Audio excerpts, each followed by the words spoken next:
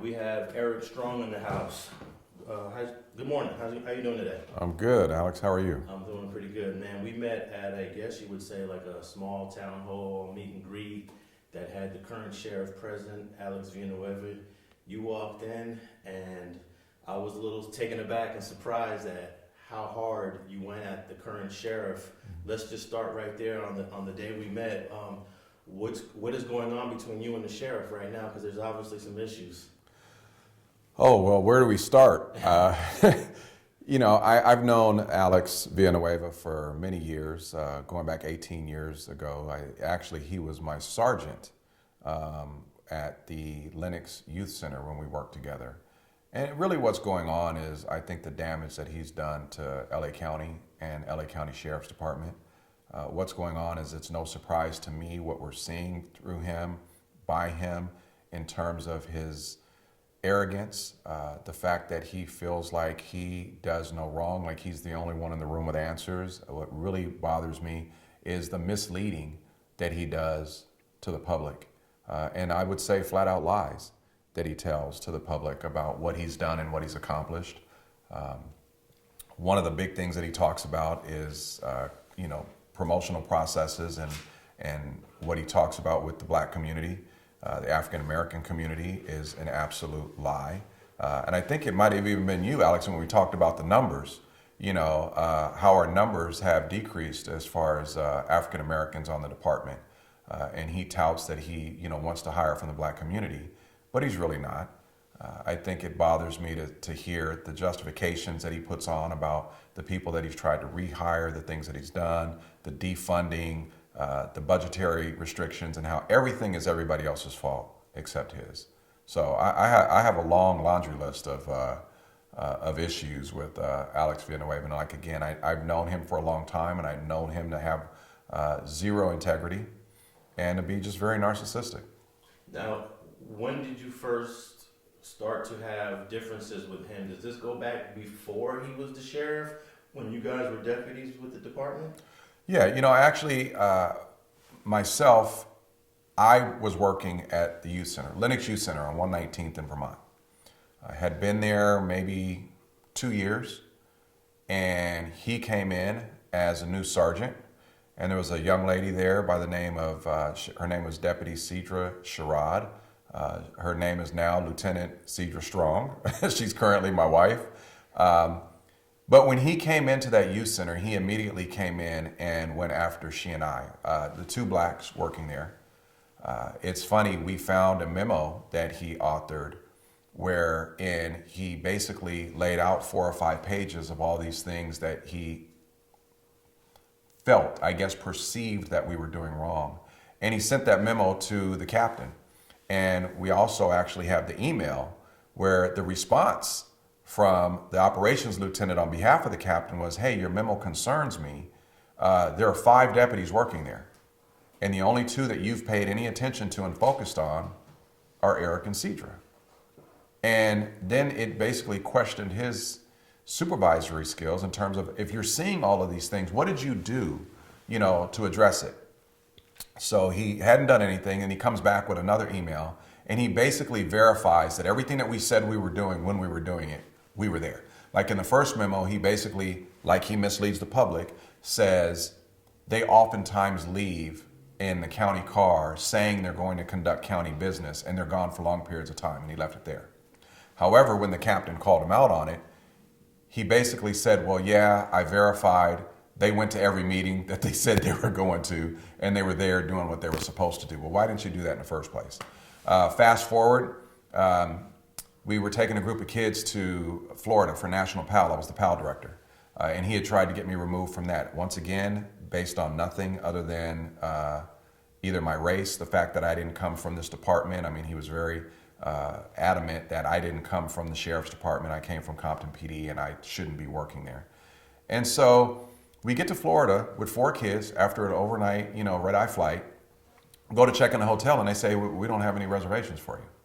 We got there on a Thursday morning. Literally on Tuesday, he canceled our participation in the conference.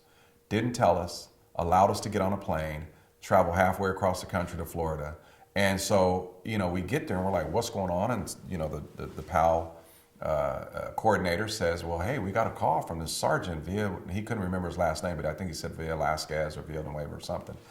And I said, are you kidding? So I immediately called and reported him. He got transferred overnight. We call it overnight transfer. So by the time we got back on Sunday, he was not only removed from that assignment, but he was removed from the station altogether, which kind of started a little bit of a downward spiral for him. A year later, he submits a memo again asking that myself and Cedra be put under investigation, saying that we failed to report force that we used. We used the force. We reported the force. As a matter of fact, we sent him an email, which we clearly had a read receipt. So once again, he got in trouble again for lying and, in a department documentation. So I don't know what it is with him. And like I think I said there, the man never took an opportunity to get to know me. He never took an opportunity to, learn my work ethic or to learn me as a person. He immediately came in, and the two blacks that were there, he went into full-on attack mode and tried to get them moved. And that's all I can tell you about it. It's documented. What years did all of this take place? This would have been 2004.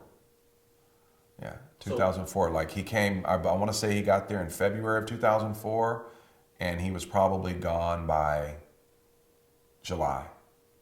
Okay, so in 2004, you probably would have never thought in your wildest imagination that this guy would be the sheriff for Los Angeles County one day, huh? No, never did.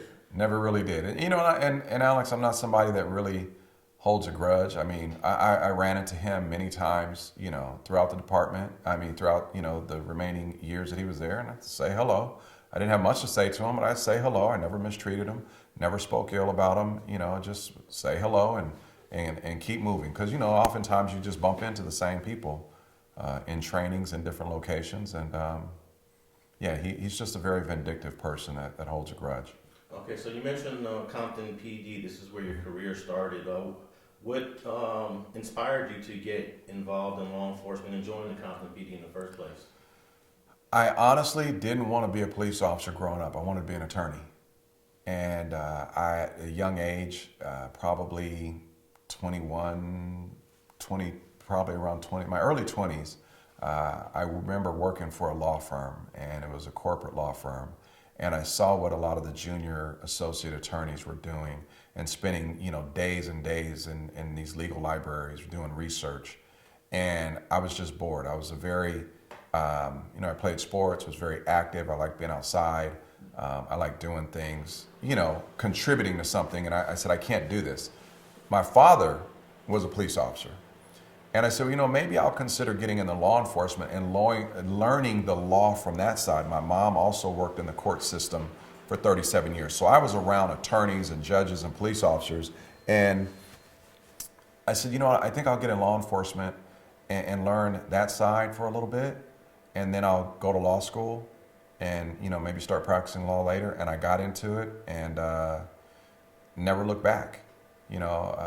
My dad worked for Compton PD. I applied for Compton PD, Pasadena PD, and LAPD. The sheriff's department was having a freeze.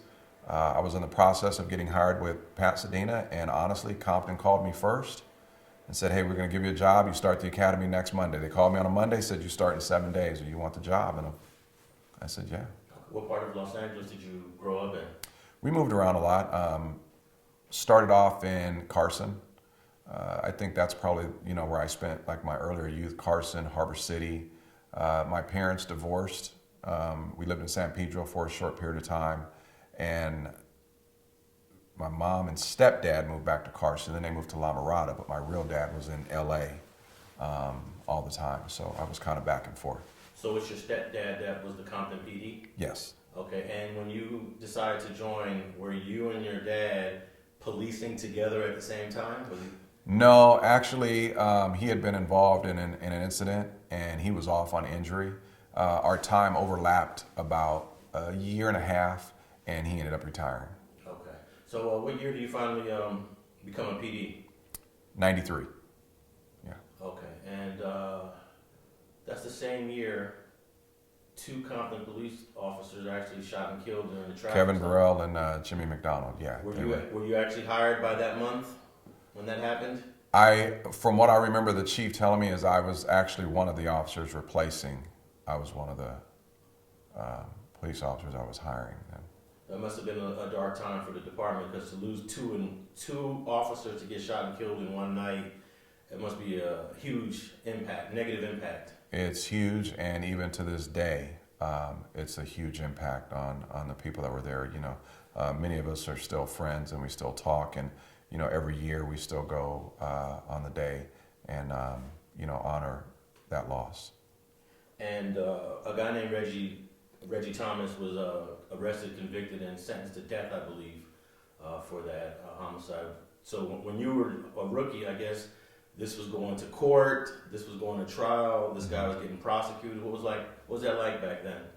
You know, I remember, obviously it was very fresh, it was very traumatic, it was very dynamic, and I remember back then we would take the metro line downtown to go to court, you know, and sit in on the trial. And you know, it was a lot of different type of training and, you know, cautionary things. I mean, Compton was a very, very violent, very busy in terms of law enforcement city, but we had never had an incident like that. And so, you know, I think it really changed the way that a lot of people went out there and patrolled it. It made them, you know, got rid of a lot of complacency if there ever was any. And, you know, it was a time that was very, very difficult. And the family, you know, especially Kevin Burrell's family was right there in Compton. Jimmy McDonald's family, they're both wonderful, wonderful families. We would go up there every year and play in a softball tournament that was a memorial to Jimmy. And you know, and they had a scholarship set aside for him. So I think it really brought everybody very close together. Okay. Now you said Compton was very violent at the time. I know crime has dropped since then, but I heard that one time you were driving and a gang member from Nutty Block actually tried to shoot you while you were driving. Can you tell us about when did that happen and what was that all about? Well, you might be confusing two different things. I mean, I was involved in several times I was shot at. The Nutty Block incident was I wasn't actually driving. We were going to break up a party.